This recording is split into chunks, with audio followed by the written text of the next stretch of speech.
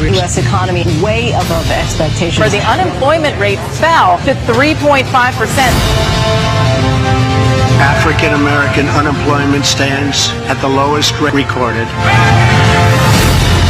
We've never in the history of gasoline seen their price fall to 95 cents per gallon. Some of these stations are rivaling all-time lows. We will not allow a regime that chants death to America to gain access to the most deadly weapons on earth.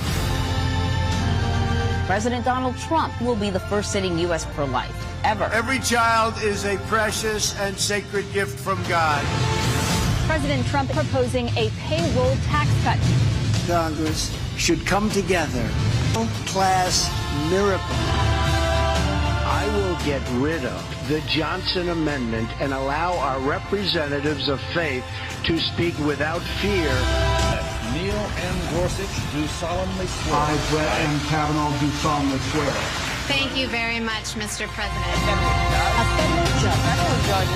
I administer an historic action to protect religious liberty. It's a first step, but it's a very big first step. After decades of division and conflict of a new Middle East. The new embassy to Israel is open tonight in Jerusalem.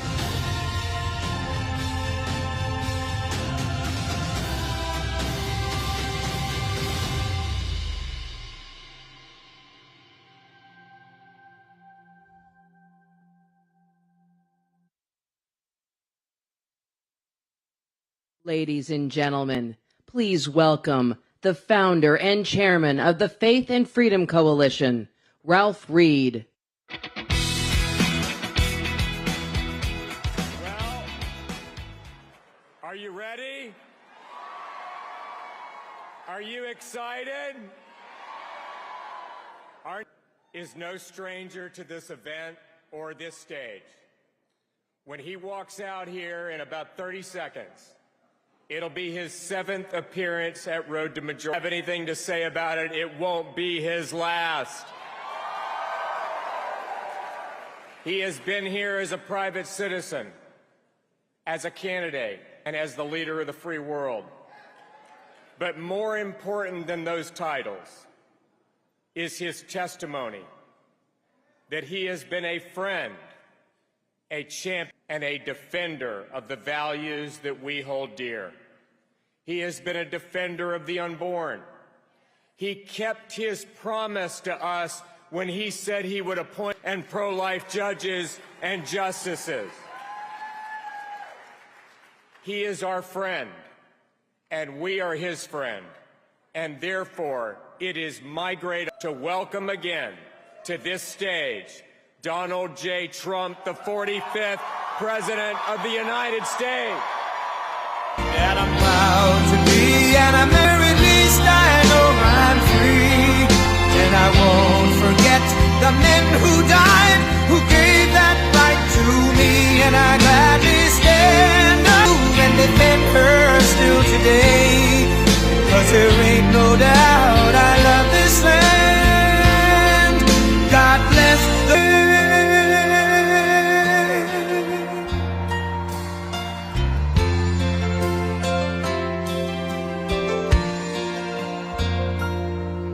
From Minnesota to the hills of Tennessee, across the plains of Texas, from sea to shining sea, right down to Houston and New York to LA, where there's pride in every American heart, and it's time we stand and say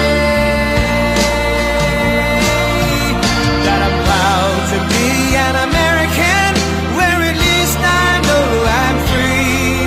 And I won't forget who gave that right to me. And I gladly stand up next to you and defend her still today. 'Cause there ain't out, I love this land. God bless the USA.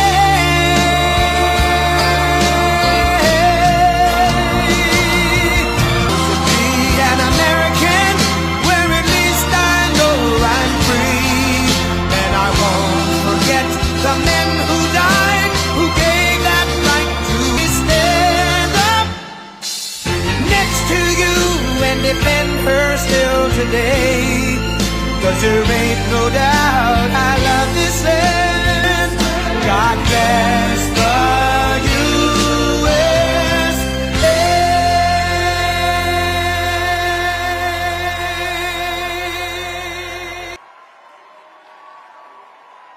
Thank you very much.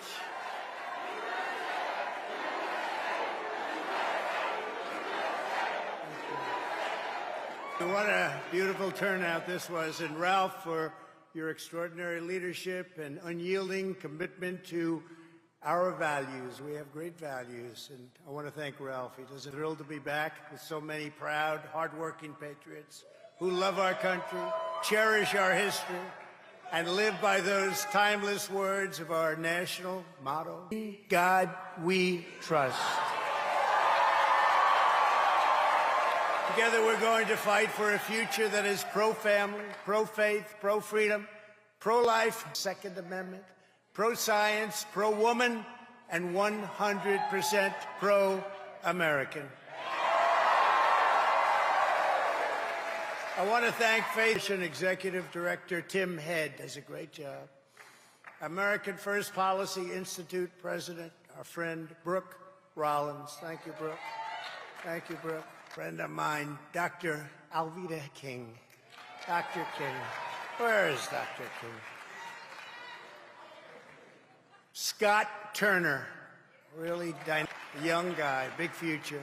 And the many spiritual leaders here today, including Pastor Paula White, Apostle Dwayne Harden, Bishop Garland Hunt. I just endorsed your son and he won big, by the way. He's great. What a great son. Pastor Adelet Kibru, Nelson, Dr. Stellar Emmanuel.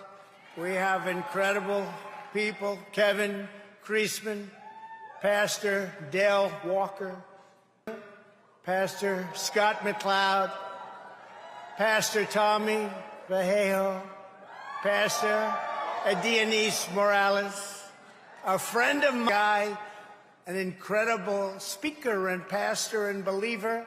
He is just something very special. Pastor Jensen Franklin. Where is he? Where is he? Incredible job he does. And countless other conservative leaders and distinguished guests. It's really been an incredible group. And, you know, politically in the audience, we have wonderful people. Senator Tim Scott, Senator Marsha Blackburn, Representative Michael Waltz, Senator Lindsey Graham, Senator Rick Scott. So we have a Tim Scott, who's phenomenal. What a job he did. And we have a Rick Scott. Lieutenant Governor, oh, this guy.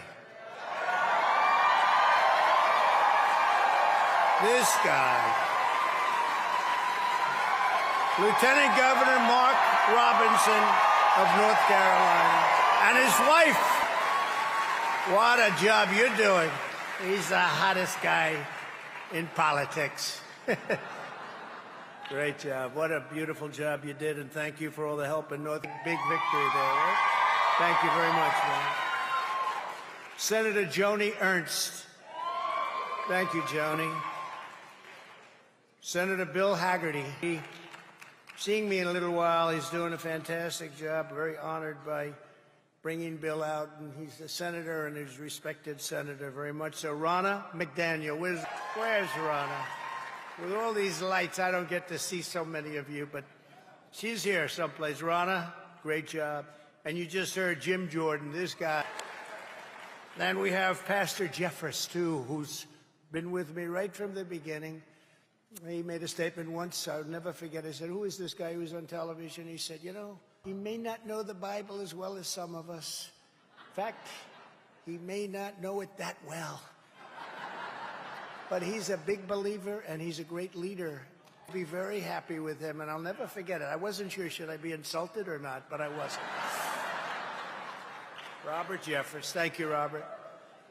In addition, let me express my trust to each and every one of you. The Faith and Freedom Coalition is the front line of defense for Christians and people of faith in America today. What a job they do. And I'll tell you what you've done, and you look at this audience and the people outside trying to get in, they're not going to make it. No organization worked harder in 2016 and 2018 and 2020, and no group is for a landslide victory this November. I think we're going to have numbers like perhaps they haven't seen before. Over the next 145 days, you will knock on an astounding Christian and pro-life households in 27 states, reaching 15 million voters. In addition, you will make 10 million phone calls, send 25 million text messages or guides to an incredible 100,000 churches. That's a lot of churches.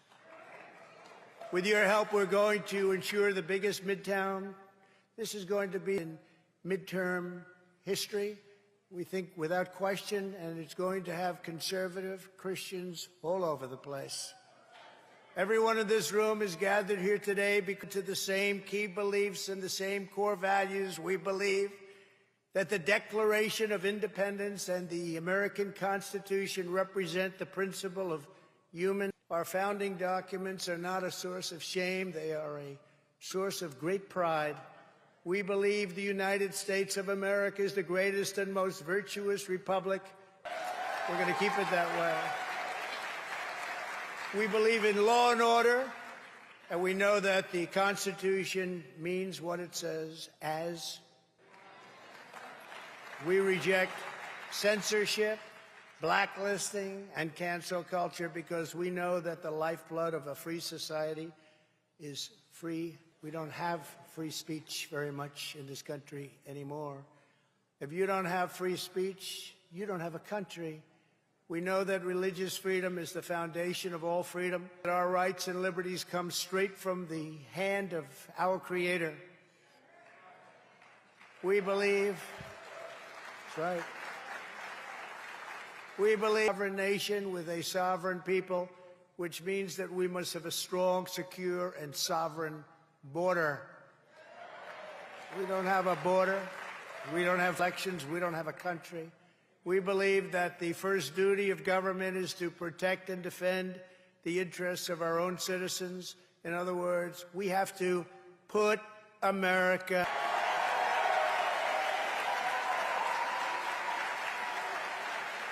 We believe that America's destiny depends on upholding the Judeo-Christian principles of our nation's founding.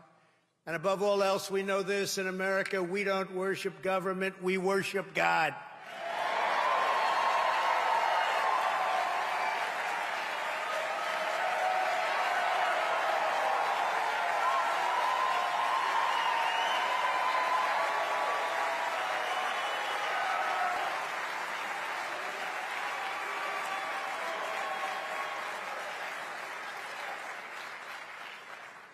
I think this group likes God a lot.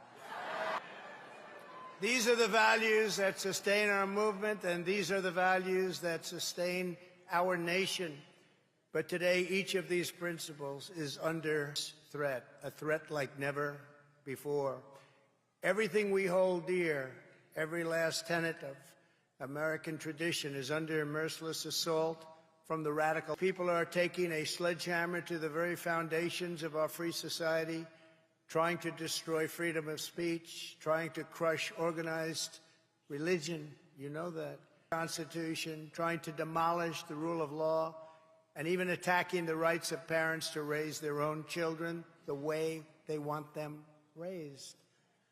As to America is not our enemies from the outside, as powerful as they may be, and they get more and more powerful because we allowed that to happen.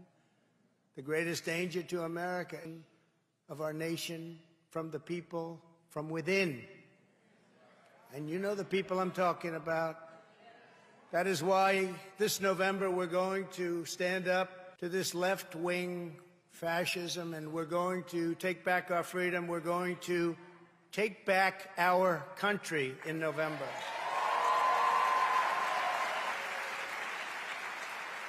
The radical left movement that is attacking our nation is driven by a spirit of anger and hatred that most of us can barely comprehend. Or did you ever see such hatred toward us? And all we want to do is a good job. We want nice homes. We want great education for our children. We want strong military. We want not to defund the police, and you see what happens.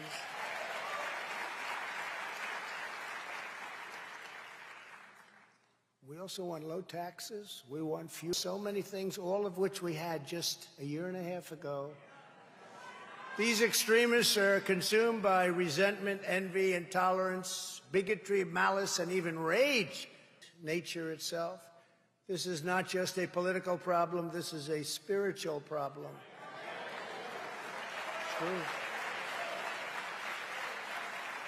The left, politics has become their religion.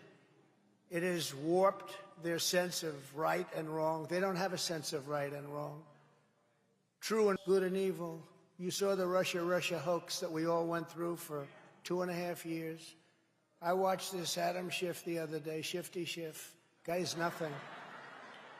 He's a melon head. He's a perfect shape for that. But I watched him for 2.5 years stand up at a podium just like this. It is terrible what President Trump has done with his relationship with Russia. I'm saying Russia, what the hell do I have to do with Russia? This went on for 2.5 years. And it turned out to be a hoax. It's been now revealed. Some of the papers have already, some of the media's already admitted it. There'll be a lot of litigation. There's going to be tremendous litigation, causing this danger aside from everything else, but causing this great danger.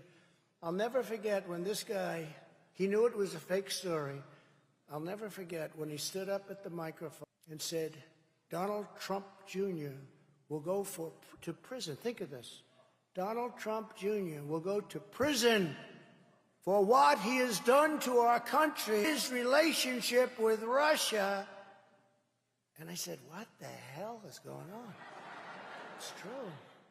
Now think of how bad a person do you have to be. You know it's a fake story. Him and Hillary Clinton and all these